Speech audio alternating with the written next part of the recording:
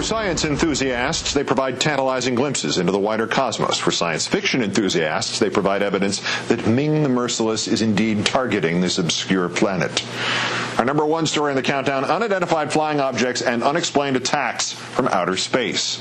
One visitor from the skies was strong enough to break through the roof, break bathroom floor tiles, and embed itself in the wall of a home in Freehold Township in New Jersey. A kidney-shaped chunk of something with a dull metallic exterior.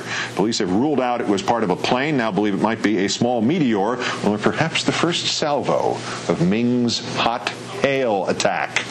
And then there's the story you may have already heard about: United Airlines employees who swear it was something otherworldly in the skies above Chicago's O'Hare Airport on November 7th, but neither the FAA nor indeed their own employer appears to be taking them seriously. Chicago Tribune interviewing several people anonymously, including maintenance workers, baggage handlers, and pilots, who each and all described a dark gray saucer-like object that hovered low over Concourse C of the United Airlines terminal just before sunset, before shooting off into the sky. This isn't a picture of it, that's a plane. Some say it moved so fast it literally punched a hole in the clouds. United Airlines claims it had no record of the sighting, even though employees say they filled out reports.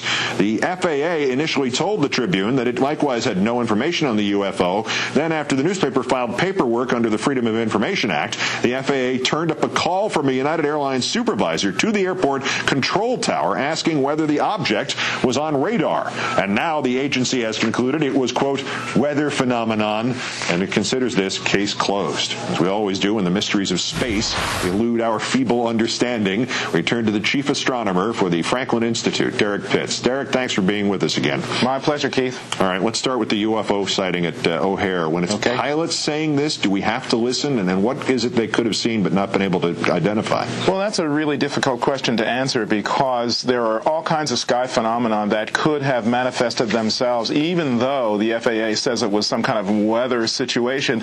There are lots of different things that could be seen in the sky. A lot of them are actually unexplainable, but that doesn't necessarily mean that they are alien spacecraft. Now, seeing that it came at this close to the holiday, I wonder if it was a little holiday cheer involved here, Keith, or maybe it was the specter of high jet fuel prices or something like that. I'm not sure.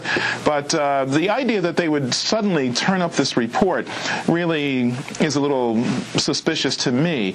Although you would think that pilots would be able to describe pretty accurately these odd things that they do see. I'm sure there are many of them. The question, though, is it just an unidentified flying object, or if it actually was an alien spacecraft? We'll have to hear from the aliens to find out. Yeah, the file footage we always show for UFO stories, again, this is just a plane, was actually taken by the Mexican Air Force, and that government at least acknowledges, we don't have a clue what this is. Why can't the U.S. government just say, we don't have a clue what this is that the United Airlines workers might have seen on November 7th, and leave it at that? Why do we get this one version of the story followed by a Freedom of Information Act measure and then another version of the story? I don't know why they would do something like that. It's a completely legitimate response to say, I don't know. There are plenty of phenomena that aren't identifiable immediately, and this could certainly be one of them. So rather than create this air of suspicion and all this other stuff that they have going on, it's much better for them to just say, I don't know. And you would think that the number of objects that get seen by pilots over and over again, that would immediately crop up. It seems to me that the likeliest conclusion here is that the aliens have landed many years ago in this country, in this world, with one goal in mind: to create conspiracy theories and then just sit back and enjoy them.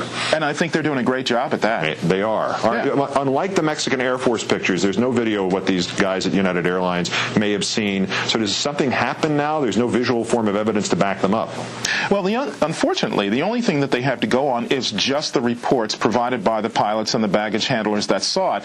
It is possible that someone might try to create an actual UFO report. There is an organization that does take these eyewitness viewings of these things and try to make scientific sense of what they actually were, so that they could get to the bottom of whether or not it's unidentified or whatever. But in this instance, if there's no corroboration anywhere, for example, the FAA has no radar record or anything of that sort, it's going to be pretty tough to tie this down as something other than, gosh, we don't know what they saw.